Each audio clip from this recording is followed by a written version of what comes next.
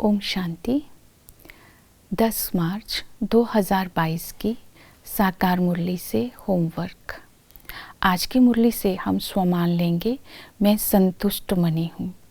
संतुष्ट मनी उसे कहेंगे जो आत्मा हर स्थिति में, हर परिस्थिति में सदा ही संतुष्ट रहती है, तृप्त रहती है।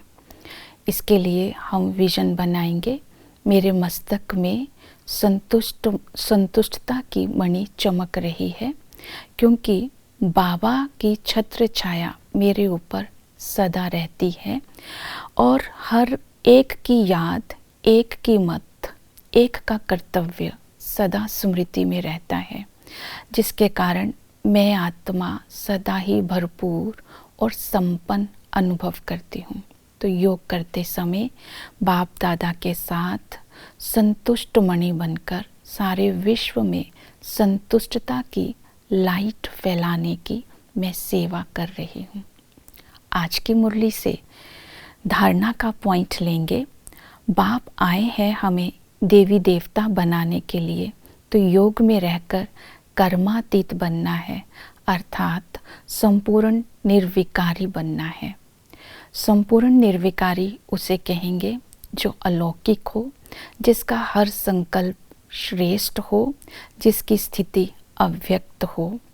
इसके लिए आज बाबा ने जो धारणा की बात बताई, श्रीमत, दूसरी बात बताई सेवा और निरअहंकारी, 3 बातों पर बाबा ने अटेंशन दिलवाया।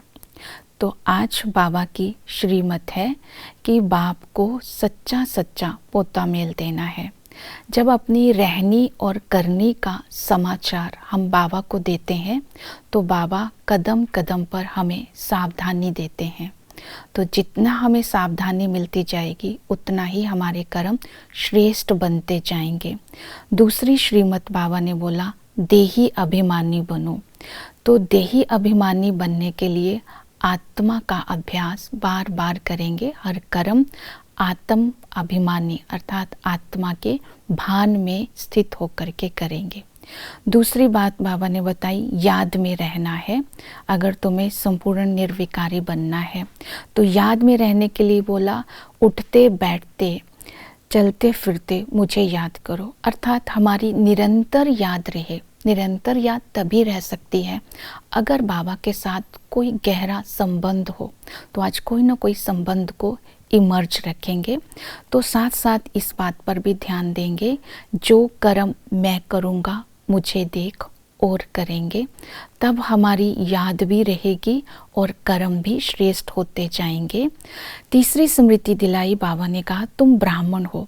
तो ब्राह्मण है अर्थात हर कर्म में मेरे ब्रह्मा बाबा के संस्कार और शिव बाबा के संस्कार मेरे हर कर्म में नजर आए।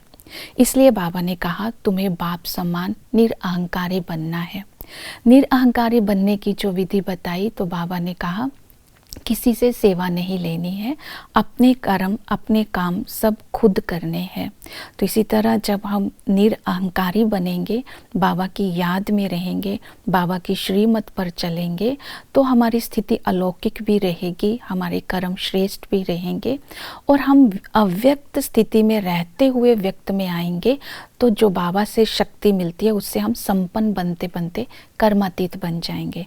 इसलिए बाबा ने बोला कि तुम्हें जब सेवा करनी है तो सदा ही सेवा के लिए तैयार रहना है, खुद ऑफर करना है और दूसरों का जीवन भी कौड़ी से हीरे तुल्य बनाना है। तो इसी तरह रूहानी सेवा भी करेंगे, धारणाओं पर भी अटेंशन देंगे, तभी हम कर्मातीत और संपूर्ण निर्विकारी बन सकेंगे। ओम शांति।